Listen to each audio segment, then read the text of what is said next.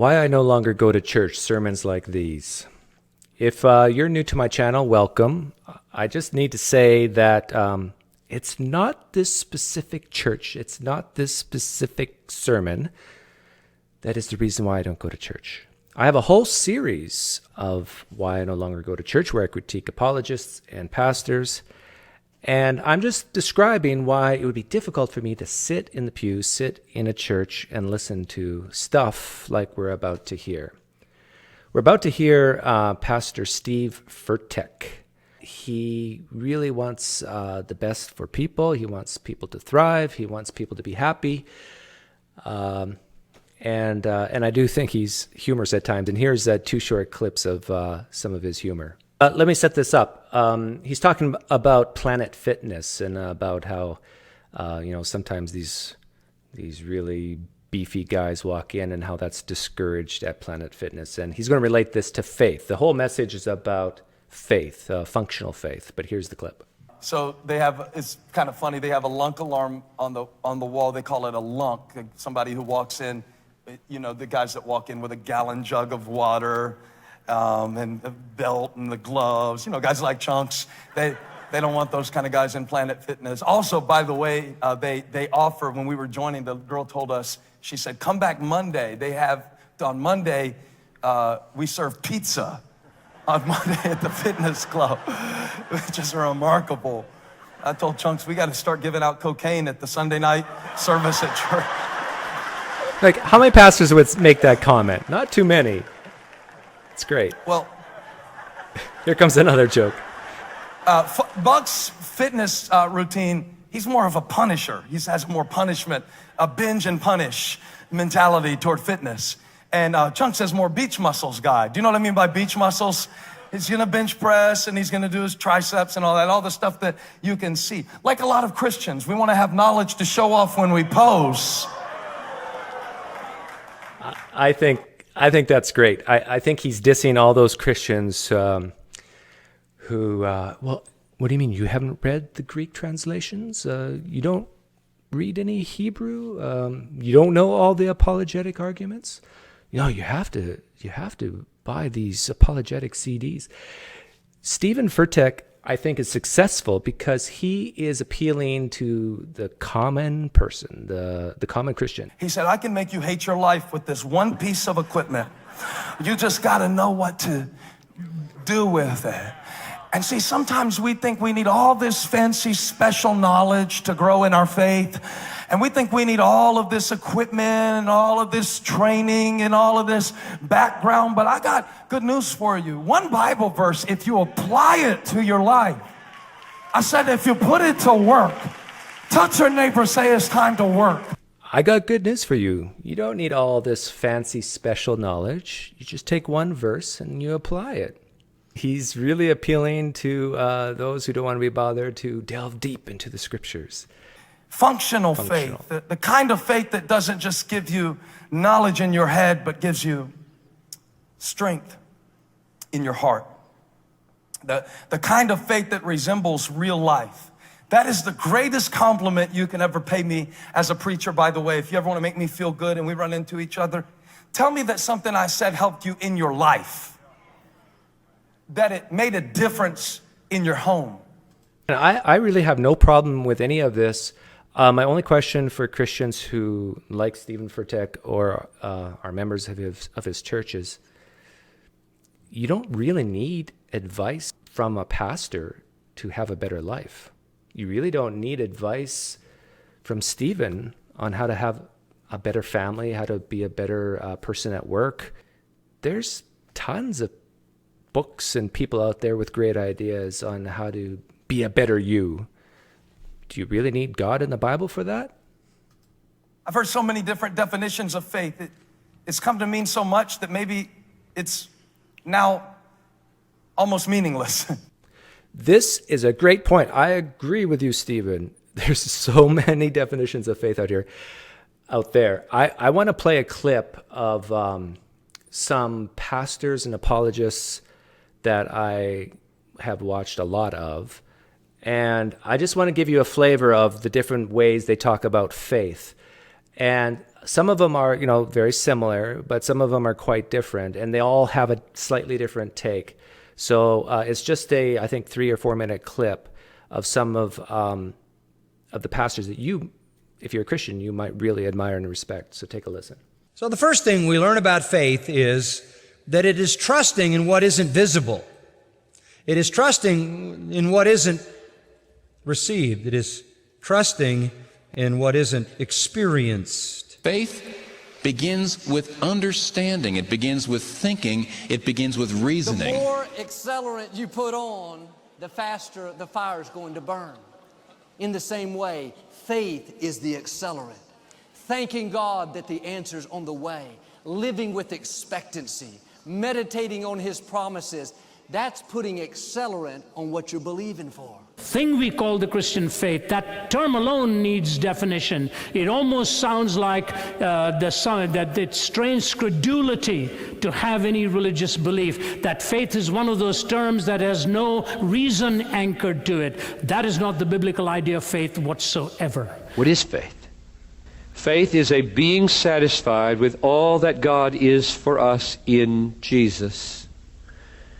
Not just an assent to truths, past or future, but heartfelt valuing and treasuring of all that God promises to be for us in Jesus. I think the best definition I heard of faith is trusting in what you have good reason to think is true. Faith is God's work in us that changes us and gives new birth from God.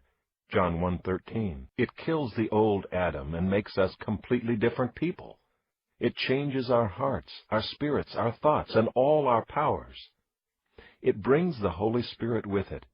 Yes, it is a living, creative, active, and powerful thing, this faith. There are two kinds of faith. There's belief that and belief in. Belief that is getting evidence that God exists, that Jesus rose from the dead, that the Bible is true. That's what apologetics does. It gives you evidence, reasons to believe that something actually occurred or is true. But belief in is usually what the Bible means by the word faith. And the better word in the Bible would be the word trust, to trust in. To go from belief that to belief in is to go from an intellectual assent to a volitional acceptance. And that is, He desires that you and I walk by faith. We either walk by faith or by sight. Most people, they got to see it to believe it. Faith, faith, faith, everything. When you sat in that chair, had you ever sat in that chair before? I bet you didn't pick it up and examine it and put your hands on it to see if it would hold you. By faith, you just sat down in it. You had faith that people wouldn't build a chair that wouldn't hold you. Everything we do is by faith. All right, take the same faith, put it in Jesus Christ as your Lord and Savior, and you will know who Jesus is. Christians, you can define faith any way you want. It doesn't matter to me, but maybe you should just stick with Hebrews 11, verse 1, because it sounds like at times you're all over the place.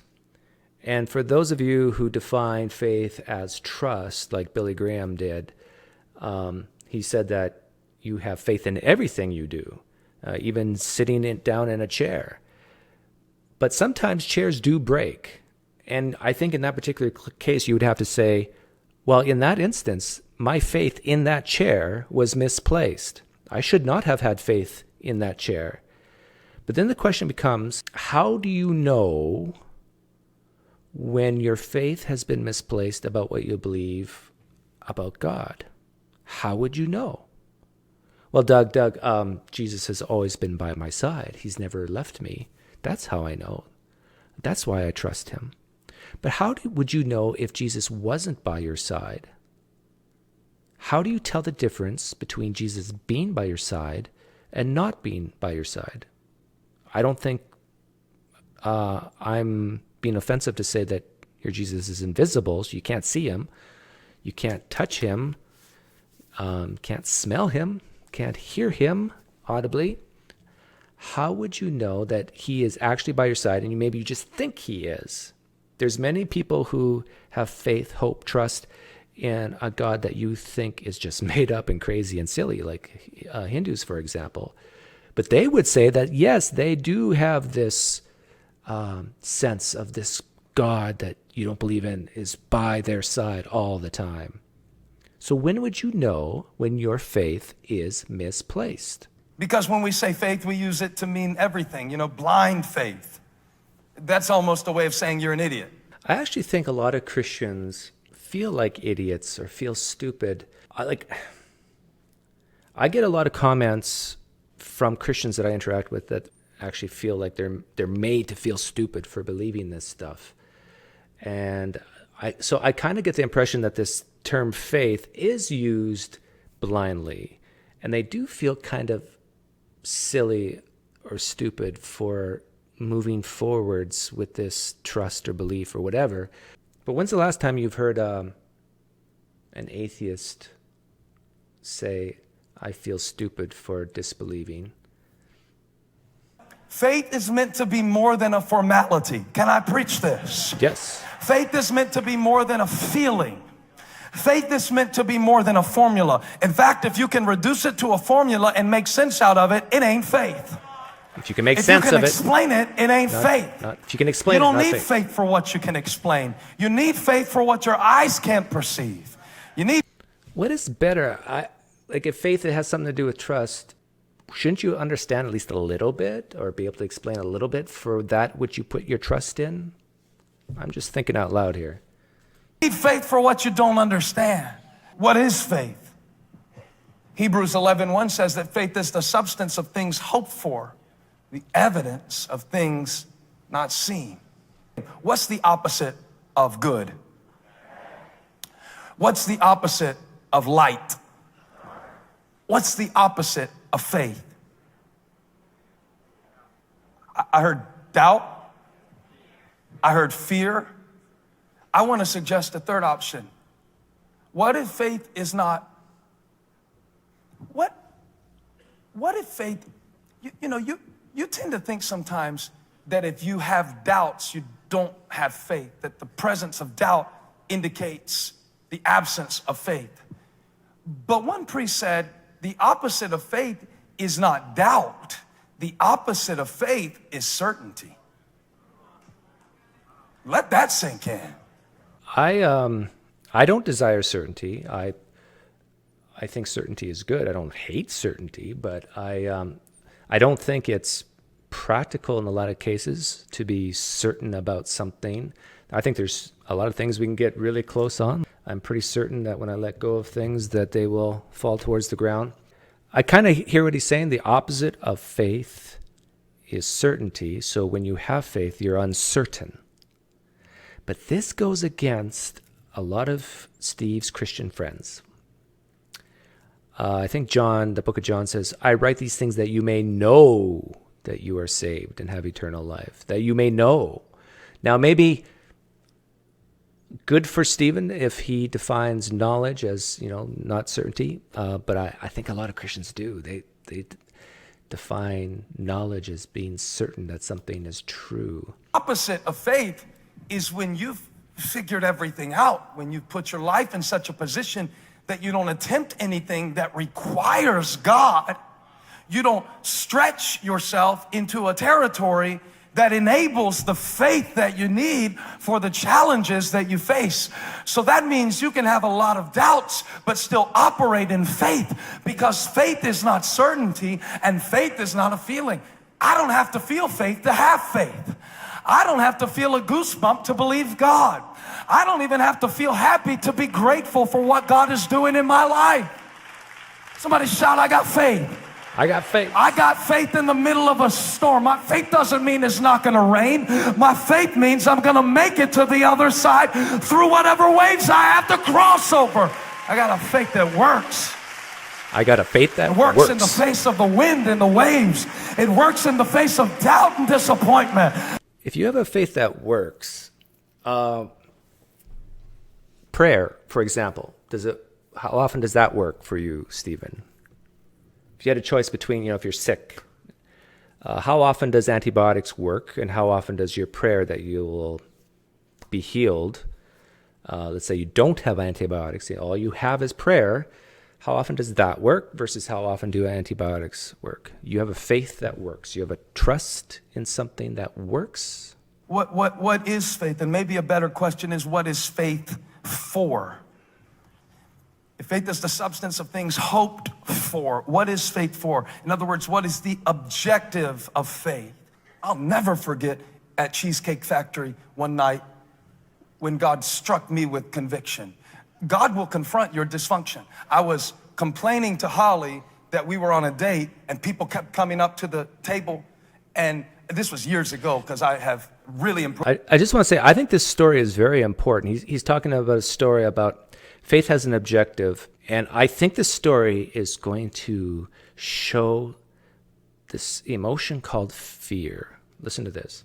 Improved my attitude since then, but at the time I was immature in my faith, and the Lord spoke to my heart. If you've ever had God speak to you, it's not a voice out loud, it's louder than that. It was as if the Lord said to me, I can fix this.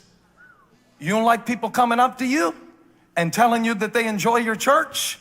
I can empty your church so fast you can eat at Cheesecake Factory naked if you want to, and nobody will come up to you. I'll make you so unknown and so irrelevant so fast you can go anywhere you want, nobody will bother you. I said, no thank you, Lord. I think I'll eat my cheesecake and shake some hands. And okay, Christians, bear with me here, but you're treating God like a rabbit's foot if this is how you're thinking. You're having faith in your God, and you're using that to change your behavior, because if you don't be good, God may take all those good things away from you. If you don't give God something like your faith, your trust, he will take something good in your life and remove it. So Steven is feeling guilty that he's ignoring some of his fans at the Cheesecake Factory. And he's also thinking, well, wait a minute, what if, now he says it's God speaking to him, but I think he's just talking to himself, and he's saying, what if God takes all this away? What if God removes all these members and I'm unemployed? I better be nice to these people. I better be nice to my fans, because if I'm not, God might. And so I think this fear is real. I think this is the reason why Christians with doubts, they keep praying, because they're scared that if they don't, something bad is going to happen. What a way to live. Functional faith. What has your faith done for you lately? And faith is not meant only to be accessed in a crisis. Faith isn't only for the time when you get a report from the doctor that we need to do more tests. I don't want that kind of faith. You know what kind of faith I want? I want a paper plate faith. Do you know what I'm saying? I want a faith that has everyday use. I love this. What he's saying is, I want a faith that's practical. I want a faith that works. I want a faith that's functional. I want an everyday, practical type of faith. Kudos to you, Steven, for that. I'm the same way. I want a faith that works, that's reliable. I want a faith that I can use every day. And later on, I'm going to preach a sermon on the type of faith I want. I want a faith that makes it to Monday. I want a faith that can stand the test of Tuesday. I want a faith that goes to work with me on Wednesday. I want a faith that can get me through Thursday. I want a faith that can fight on Friday. I want a faith that can stand on Saturday. I want a durable faith. I want a faith I can eat off of when nothing's going right. A faith I can use in traffic. A faith I can use in the everyday ups and downs of life. That's I great. want a faith that functions. I don't want faith to be my special occasion. I want faith to be my full-time job. It's my job to believe God. It's my job to trust Him. It's your job to believe in God. It's your job to trust Him. What happens, Stephen, if you fail in your job? What are the consequences? I'm curious. And is it those consequences that make you do your job? A faith that you can access in the in the small things of life, and a faith that is not held hostage to the outcome. And you know, a faith that's not held hostage to the outcome. Does that mean outcomes don't matter? Or they do matter, but it's not held hostage? if your faith is dependent upon an outcome, it's just a matter of time before you lose it. Ah. Right, Lance? If you need a certain outcome to validate your faith, it's just a matter of time when you have to go back to the hospital after you've only been home for a week. It's only a matter of time before you give up on your faith. Let me ask you a question, Lance. As much as you've been hurting, and as much uncertainty as you've got in your life right now, and as much as you don't know whether you're gonna get on the liver transplant list or not, and you're waiting to find out what's next for your life, I wanna ask you a question. Why are you in church? Why would you come here when the outcome is still uncertain? Why would you have the audacity to praise God in a wheelchair and your faith hasn't given you the ability to walk? You must have a different kind of faith. I can resonate with him here because my own sister is completely paralyzed and her faith is strong, incredibly strong. But it seems like there's a guy named Lance in here who needs a liver transplant. And what Steven is saying is, look, if you base your faith on outcomes, and let's say you pray that you'll be healed and you're not healed, or you pray that you'll get a job and then you remain unemployed for a long time. If you base your faith on outcomes, you're going to be disappointed. If you set your expectations too high and God doesn't meet it, you're going to walk away from that faith. So the key then is, in order to keep that faith, you cannot base it on outcomes. But then why do people do it? Why do people have this faith if it's not based on outcomes? And it seems like whether they pray or not, the outcomes, whatever that happens, happens. It's because it gives them this inner peace, this inner comfort, which is huge. A faith that works even when your body doesn't work. A faith that works even when your situation isn't cooperating. A faith that works even when you don't know what's next. That's the kind of faith Jesus is looking for. That's the kind of faith that stretched his arms on the cross. That's the kind of faith that turns the darkness of Friday into the resurrection of Sunday. That kind of faith. That kind of faith. A faith that works. A faith that wages. A faith that works but does not work based on outcomes. It just, whatever happens, happens, but it still works because you still have a positive attitude no matter what happens. I think that's what he's talking about here, is positive attitudes. Faith is now shifting from trust to hope. So no matter what happens, no matter how bad, how sucky your life is, you have this hope, you have this trust. That's the type of faith he's talking about.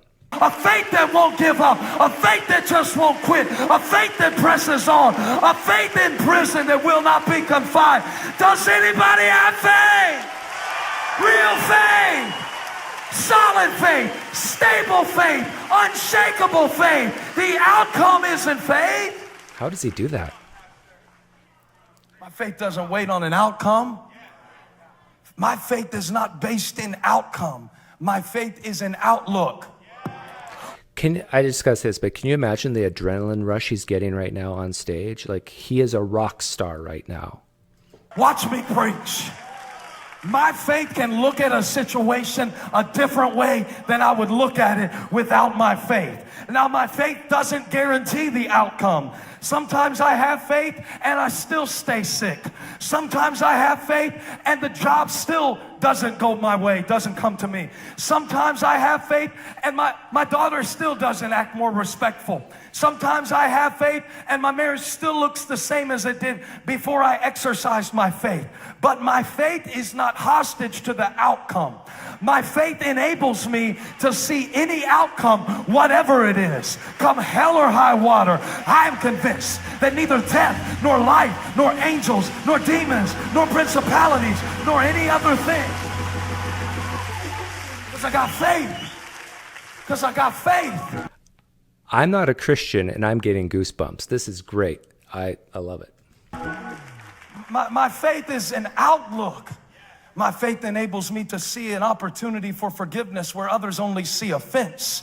Because my faith is a way of seeing the world. So I can look at what I was looking at, but look at it differently. Because I don't walk by sight. I walk by faith. And no. You know what? I love this again because he's talking about faith is it's a way of seeing the world.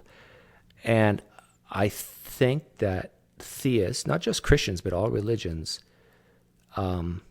because of their faith and the way they look at the world, and a lot of them do have this hope, which helps them be more positive, they are beating atheists in that regard. I think there's a lot of angry, bitter atheists out there who might just have the attitude, nothing matters. Who wants that? Like, seriously, if you're a Christian and you're looking at an atheist that lives their life like that, what is desirable about that? Even if what they believe is wrong, why would you change your life to be that pathetic fool? I don't feel my life is that way. I love life. I love getting better at things. I love being a dad. I love being a father, husband, friend. I love learning. I think the world is getting better, even with all the problems it has. God, I praise you no matter what the outcome is. God, I give you glory no matter how it turns out. I lift mine eyes to the hills. Can you guys imagine how good the people in the audience feel right now? Like, there is a lot of endorphins, a lot of dopamine, a lot of adrenaline just surging through the people in this audience. You've been so busy looking at your pain. You've been so busy looking at your problem. But faith is going to enable you to see there's a cloud the size of a man's hand, and it's rising, and it's heavy with rain. Come on, give God a shout. Give him a praise by faith. Faith, functional faith, faith that works, faith that affects my life. Not just faith that works, but the outcomes don't matter. Faith that I think about and gives me a cozy feeling. Not faith that's like a warm glass of milk. Not faith that's like a chocolate chip cookie. Not faith that's like 2 Tylenol I can take to make the pain go away. No, the kind of faith that will enable me to do the impossible and to believe God in ways that are irrational. To believe God in ways that are irrational? To do the impossible? Can you give an example of something impossible that you can do with faith? And again, there's a lot of Christians who are very uneasy right now when you say it's this type of faith that allows you to believe in God without being rational. Faith will command you to do what you've never been able to do. Like what? Faith will command you to do what you've convinced yourself that you're unable to do. Faith will fly counter to the narrative that has guided your entire life up to this point. Faith will call you a conqueror when all you've ever known is defeat, and then see what you're going to do about it. How is any of that different than just positive thinking? Do something that you couldn't do without faith. Do something that you've been putting off, and it could be very small. I wonder what simple thing you could do. Faith allows you to do something impossible, but it's also something simple. Some of you need to take your bad hand and call your father and seek his forgiveness and reconciliation in a relationship. Do you need faith in a God to reconcile a relationship? I wonder how many atheists are listening to this who have reconciled a relationship without this type of faith. If they can do it, why couldn't a Christian do it without a belief in their God? Why couldn't they do it just on their own? You just need to get to work on time this week. Just a simple thing. See, what I'm starting to think is that this type of faith is a placebo effect. It's like a type of steroid that I can't do something on my own, but if I pop a pill, I now can do it. Even though that pill is just sugar, let's say. It seems like this is the type of faith Steven's talking about, just a positive attitude, just that little gumption so you can do it. Steven, if you ever watch this, everything you're talking about, trying out a new experience, doing simple things, reconciling with people, why can't I do all of that without faith in your God? Why is your God necessary? Why do I need him to do these things? And if people can do them without your God, what say you? Doesn't your God actually then become a crutch for people who just need that extra incentive? Stephen basically talked about faith being functional, a faith that works, but it's not held hostage to outcomes. I want to sort of do an impression of Stephen, and I see he's wearing a jean jacket. I'm not sure. I don't have a jean jacket, but I think my wife does. So I'm going to do my version of a sermon of what I think faith should be.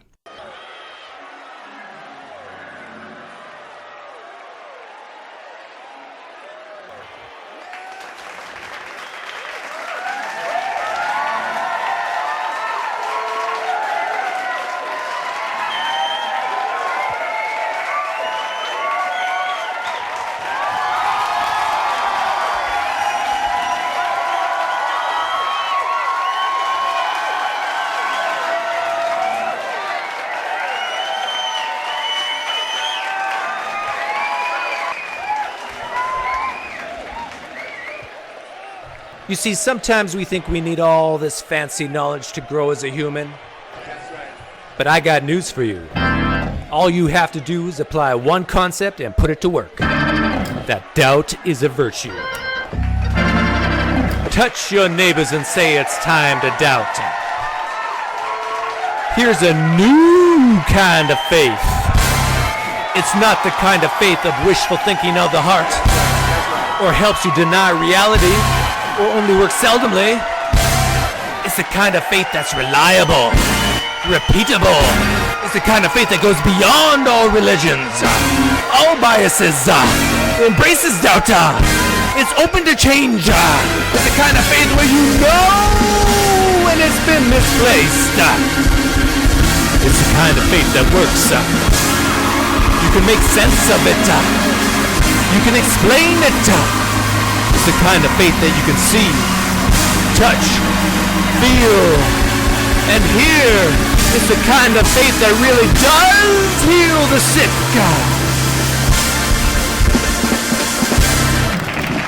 We put our trust, we put our hope, we put our confidence in things that are observable, measurable, repeatable, and most importantly, falsifiable.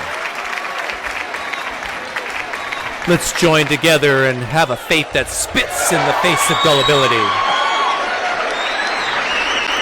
You have heard it said that faith has an objective. Well, what has your faith done for you lately? What has your faith done for society lately? Stephen's kind of faith has been around for thousands of years, but it was science that cured smallpox, measles, polio, and infection. Stephen doesn't want his faith to be held hostage to outcomes. That's right. But I say outcomes and results matter.